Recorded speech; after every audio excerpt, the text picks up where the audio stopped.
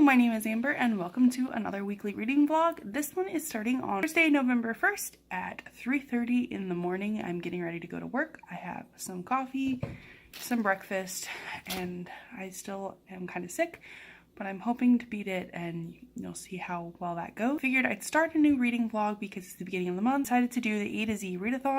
What better way to document 2-month-long readathons than through reading vlogs, since I'm also doing Nonfiction November. I'm going to incorporate Nonfiction November books wherever I can in my A to Z, but I'm hoping to hit every letter except X, because X can be anything because it is a wild card. So whatever pops up from the library will probably be my X. Currently reading Queen's Game. I'll insert a picture. And I started that this morning because I was still pretending I was going to go to sleep before work. Didn't happen. This is the weird part of the sickness where I wasn't tired. I was nothing but tired, and now I'm nothing but tired. So we'll see. But I started that, and I'm about 5% in. It's really good so far. I think it's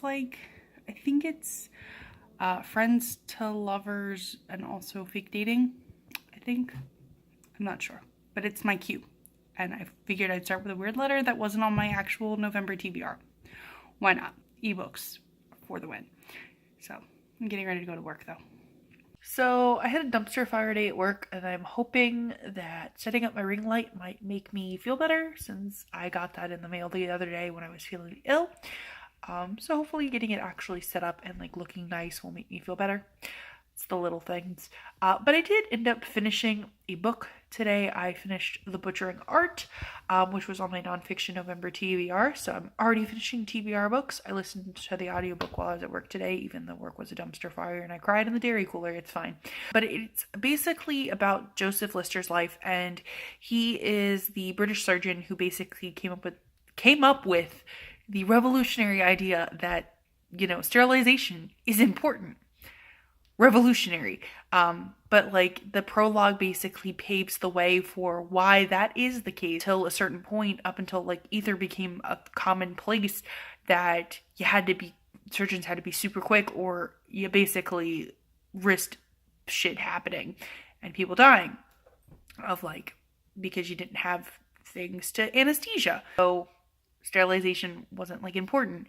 I knew about the ether side, but I didn't know that ether basically led into sterilization becoming a thing. So that was really interesting, and it was like his life story, but also about medicine. It's really cool. I enjoyed it. I think I'm going to give it 4 stars. So that was fun. If it made any more progress in the book I started this morning, another one of my Nonfiction November books showed up on my Libby. It's the one that I own physically, but I wanted to request the audiobook, and if it showed up, it showed up. If not, I owned it. So I might listen to American Fire while I work on some homework. Maybe. I don't know if learning will work out, but maybe. We'll see. But I'm going to set up my ring light and hopefully feel better first. I need that. So after I put up my ring light, I read the introduction and the first whole chapter, and then part of the second chapter of The Poisoner's Handbook, which was really good so far. Basically talking about how forensics kind of came to be, and how poisonings stopped being the way to go if you wanted to get away with murder, which is probably I'm enjoying it so far. I'm learning quite a bit. So I had some dinner. I'm about to go back to sleep because I am still gosh darn tired, but I did manage to read my K book. I read Kitchen Princess Omnibus 1. I'm not going to continue on, because I'm pretty sure I know who she's going to end up with. I'm pretty sure I can guess that she's going to get with one, and then which one she's going to end up with in the end. But it is what it is. It's a manga. It's from 2005. It's nothing against it. It was just on my TBR, and if it was something that wowed me, I would continue. But it was just 4 more of these omnibuses, and I'm just meh about it. It's about a girl whose her parents died, and then a boy who she doesn't know basically made her day, and I think saved her from drowning or something, and she's now looking for him a bunch of years later, and it's obviously one of these two boys. So, like, maybe the pretty, like, popular boy, or is it gonna be the brooding boy? Which one do you think it's gonna be? And, like, this one has, like, the whole, no one likes her because, like, she's, you know, like, what is her special talent? Oh, she doesn't know what her special talent is? Like, everybody else's special talent has nothing to do with cooking. So, like, what is her special talent? Why is she here in the special class? So, if she doesn't have a reason, why should she be in the school? Which is dumb. And then being involved, and, like, it's not really done really well. And the one character has an eating disorder, and the character with an eating disorder, I think, like, gets redeemed through, like, a pie. It's just not done super well, and, like, that was the end of the second volume, and I'm like, I don't know if I want to continue. So I'm gonna drop this manga series. But, like, it was entertaining for what I read, I guess.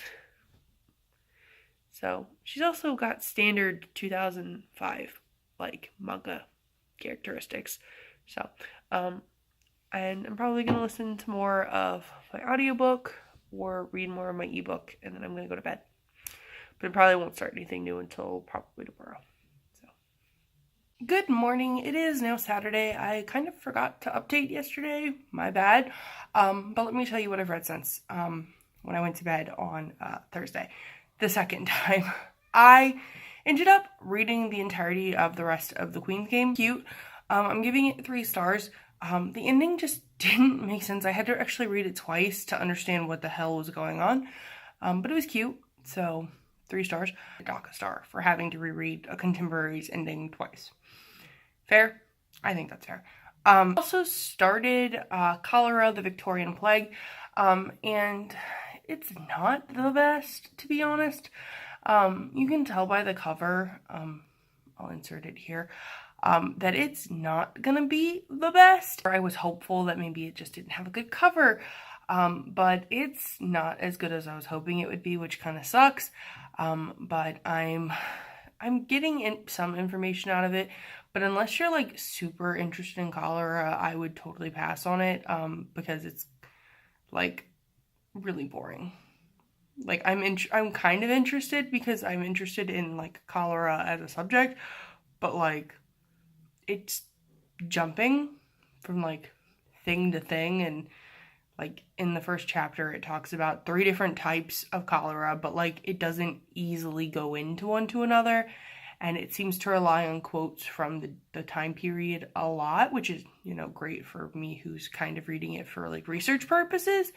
But, like, if you're just reading it for, like, oh, I'm interested, it's bogs it down because it's, like, the author's not really relying on their own voice.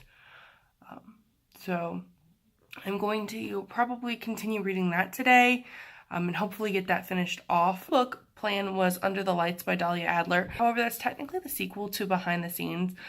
Also, I actually own the paperbacks because I'm Dahlia Adler trash. If you're new here, The Lights is technically the sequel to Behind the Scenes. However, I technically already read my B book. So this might be my ex. I'm not sure. There will find another you. This will be my ex. I haven't decided yet, but I read the first, like, 2 chapters while trying to clean my room. My list of stuff I want to do today, because my partner's out of town. I need to fill out my calendar because it's blank. And I have a list of stuff I want to accomplish while he's out, including homework. So hopefully getting a book read is on that list. It is, but, like, hopefully that gets accomplished, you know? I'll update you when something interesting happens. This is how I aspire to be every day of my life. Chilling and sleeping in the sun. She just looks so comfy. I just want to cuddle her. I love you, Lily. Accomplished some stuff since we last spoke. I made some Pillsbury ghost cookies, which, why wouldn't I be making Halloween cookies on November 3rd? Like, they were half price. Duh. So those can be a consistency. On my 3 discussion board posts, which I have to do, I wrote my abstract for my paper. I just have to write the conclusion and fix the prezi that's involved, and then I'm done with, like, the big assignment that's due. And once I respond to the discussion boards, I'm done with completely done with one of my discussion board post, which is great. Then I just have the two, the article, and I'm basically a lot further along in my homework than I thought I was, because the big paper, the one that I'm most of the way done with, is due tomorrow afternoon, because for some reason they have weird times for when it's due, but the other one isn't due until midnight. So as long as I get the discussion boards done at a time, I'll be fine. That way people can respond to me and tell me how brilliant I am, because I really hate The Birth of a Nation. Moral of the story is I finished Cholera, the Victorian Plague, and I gave it 3 stars, and it's kind of generous. I need to agree with the points I made earlier, that if you're not super interested in learning more about cholera, like super interested, don't bother picking this up. It's not going to be interesting to you, because the author does rely a lot on the past, which is nice, but like it's not like an entertaining read, which sucks, because like disease history is so fascinating. So like that's my thing on that. So I think I'm gonna start another book, lunch to go with my ghost cookies, and maybe work on my discussion board some more. And I also cleaned some, so maybe clean some more. Basically, if I feel the need to not work on homework, I'm rewarding myself with cleaning, because The Birth of a Nation sucked, and that was the only thing I had to watch for homework. But next week I get to pick my movie, so yay! Alright. Do you know what grown-ups do? Grown-ups watch Twilight and do their homework. That's at least what me and Lily are doing. Lily, are you proud of our decisions? Pete's gonna come home and we're gonna be watching Twilight. I'm ready for it. So it is about 6:30 on a Sunday evening. I ended up not filming anything else clip-wise yesterday because this cold thing that I have is just chilling in my chest and it was not feeling good. And I got on a really good homework kick and I'm almost done. So that was great. But I wanted to get everything that was like super had to be done before a certain time done. And now I just have the one assignment that's due at midnight, which is pretty good. And then I finished the Poisoner's Handbook, and I made this one 4 stars, and it really boils down to, I haven't read that many micro histories, so I wasn't sure what to expect, and so maybe, like, I don't know if my complaints are based on, like, what the writer's doing, or if it's just how micro histories go, but it's just, sometimes it just didn't make sense when it was changing what we were talking about. If that made sense. Then I started Hope, a memoir of survival in Cleveland, and this book is tricky. I gave it 3 stars, and it involves, like, the story is 3 women are kidnapped, and held captive, and eventually one of them escapes, and they all get rescued. However, only 2 of them are involved in writing this book. And at the beginning, they mention they reached out to the 3rd woman and said, hey, do you want to help write this book? She declined. She decided she wanted, and they were like, okay, you can go about dealing with this in your own way. The other lady has her own book, like individual book. But what feels weird to me is it doesn't feel complete without the 3rd lady, because it's with the one girl story, and the one girl is the 2nd girl who was kidnapped. And so it doesn't read like a complete story, which is partly why I took a star off. And then it doesn't also acknowledge really the 3rd girl, because they want her to process this trauma on her, like through her. They wanted to respect her processing this trauma, but they neglected her in their book as well. And she kind of was mentioned as an afterthought sometimes, which was really weird.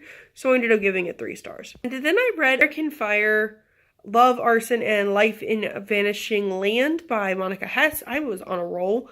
And I gave this one 3 stars. I don't know if I just need to switch up and read something that isn't like in this like field, or if I need to read a fiction book.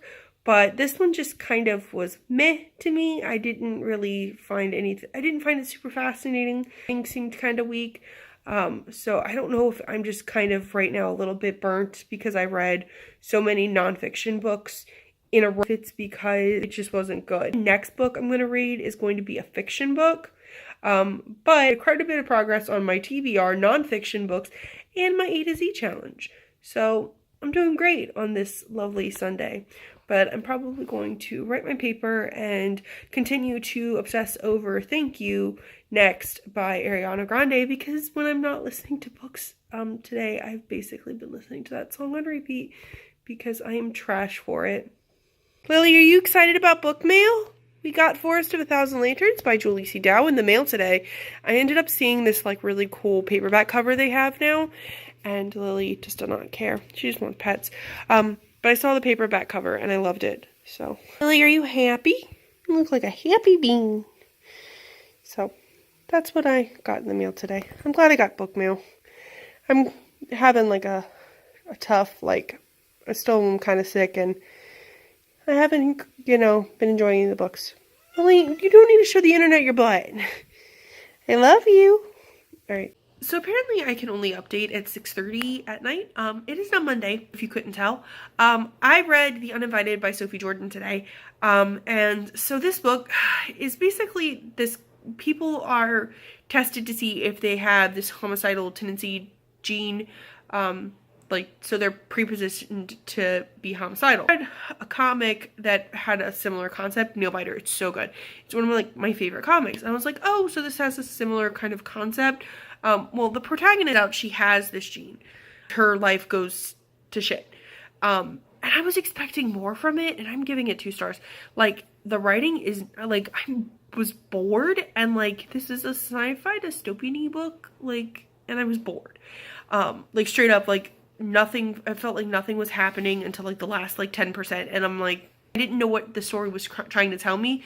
Like, don't tell me the character's predispositioned to be a murderer, and then, oh, let's pity the person, and then have an insta-lovey relationship.